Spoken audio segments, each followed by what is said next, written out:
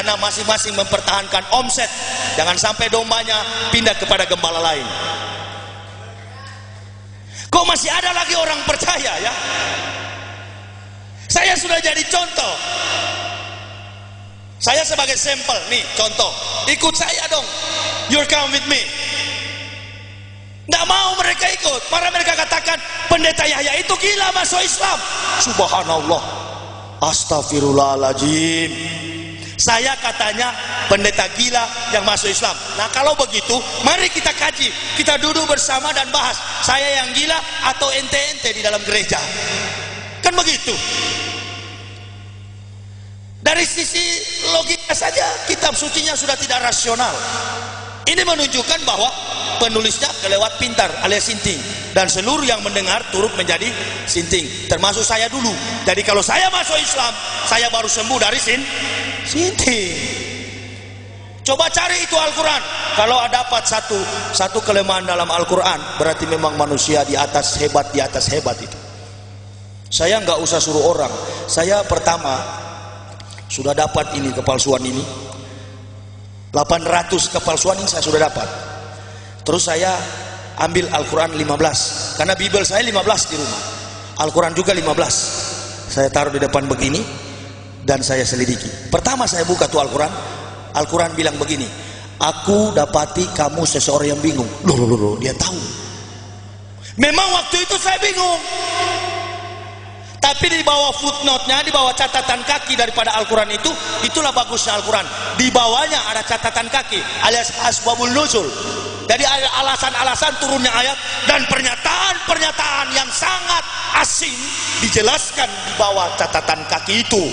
Jadi katanya bingung mencari kebenaran. Dia tahu. Saya tutup. Saya agak lama isap rokok lagi. Dan saya buka secara spontan, refleks saya buka. Tak, lihat lagi. Di sini lagi. Itu saya nggak tutup. Saya buka satu persatu, saya cari ayat-ayat yang punya tanggal, bulan dan tahun. Akhirnya saya dapat surat Al-Kahfi, Ashabul Kahfi. Itu katanya 4 pemuda masuk ke dalam gua bersama seekor anjing dan mereka hidup 309 tahun. Tetapi di dalam versi Indonesia, Allah tidak, seorang pun tidak tahu berapa jumlah mereka. Cuma Allah yang tahu. Begitu bunyinya. Nah, saya ambil Al-Quran tahun 78 dan saya lingkari dengan pensil. 309 tahun. Saya selidiki. Al-Quran kedua saya selidiki. Sama, yang masuk ke dalam 4 orang dengan seekor anjing, bukan beruang. Kalau dia berubah jadi beruang, saya juga barangkali ragu dengan Islam. Al-Quran ketiga, Al-Quran keempat, Al-Quran kelima, Al-Quran keenam. Saya capek buka, saya pikir jangan-jangan di 7 ini baru memang dia salah. Saya buka Al-Quran ke-7 sama dengan Al-Quran 1 dan kelima, 6 itu.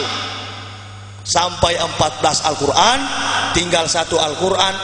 Saya buka, kalau ini 1 tidak betul, saya tidak masuk Islam. Maka saya waktu itu pilih untuk ateis, karena dua-dua sudah nggak benar. Kristen saya sudah tahu sudah tidak betul. Terakhir Al-Quran saya buka dan saya dapati sama dengan Al-Quran 1 sampai 14. Saya panggil istri saya dan saya katakan, ayo kita masuk Islam, ini dia yang betul. Istri saya bilang, memang kamu sudah gila barangkali ya. Yang hidupkan kita selama ini adalah Yesus itu juru selamat. Padahal Yesus ini bukan orang Israel, orang bule yang di kayu salib itu. Itu yang di kayu salib. Kalau orang Bani Israel asli, nah ini Bani Israel asli mana orang? Ini yang mungkin mana orang Arab? Itu yang Israel asli. Nah seperti abak sana, itu yang Israel asli. 63 Masehi, sebelum Masehi sampai 70 Masehi, Romawi menjajah Yerusalem dan baru ada asimilasi, perkawinan campur, bagaimana meruntuhkan iman, status sosial daripada orang Yerusalem. Maka Romawi dengan strategi perang politik mengirimkan perempuan Romawi, terjadilah asimilasi, kawin campur, lahir Bani Israel putih yang tidak benar lagi, yang tidak tulen lagi, namanya Yahudi. Jadi yang kulit putih itu, tapi sesungguhnya Israel itu adalah Arab, karena tidak ada negara Israel dulu itu, tidak ada. Semua itu adalah wilayah Uni Emirat Arab. Begini contohnya supaya lebih simpel lagi, lebih sederhana lagi. Pak Margono datang ke Makassar. Sampai di Makassar, Pak Margono punya anak laki-laki namanya Sutioso. Setelah Sutioso tumbuh dewasa, orang bertanya, sok ente wong opo? Nggak mungkin dia katakan, saya orang Makassar. Tidak mungkin, karena Pak Margono adalah berasal dari Jawa. Maka dia katakan, saya orang Jawa. Ibrahim diperintahkan Allah Subhanahu wa taala, engkau pergi ke Palestina, pergi ke Kanaan, tinggalkan Ur-Kasdim, tinggalkan Syam, tinggalkan Iran yang sekarang, kau pergi ke Palestina. Sampai di Palestina lahir anak namanya Ismail. Kemudian Ismail punya adik Ishak, dari Ishak punya anak namanya Yakub, dari Yakub datang ini 12 bangsa biadab Yahudi sekarang, Israel. Jadi dari nenek moyangnya sana orang Teheran, orang Iran, ya orang Arab. Kok tiba-tiba ada pembatasan kultur begitu ya? Bahkan dikatakan dalam Bible, katanya bahasa asli perjanjian baru, New Testament itu adalah bahasa Yunani. Dari mana ada nabi dari Yunani? Bahkan yang lebih parah, baru-baru di TV juga muncul nabi dari Indonesia, Ahmad Musadek.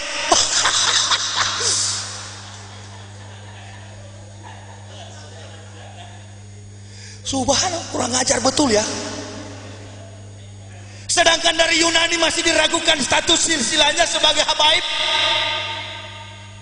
Muncul lagi politikus kelas teri, dari face-nya saja kelihatan tegang. Bukan seorang nabi, nggak bercahaya, saya lebih bercahaya. Ahmad Musadek, nabi palsu.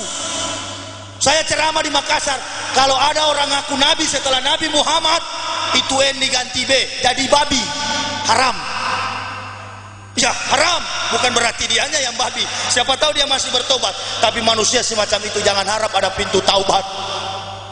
Berani sekali ya, berani.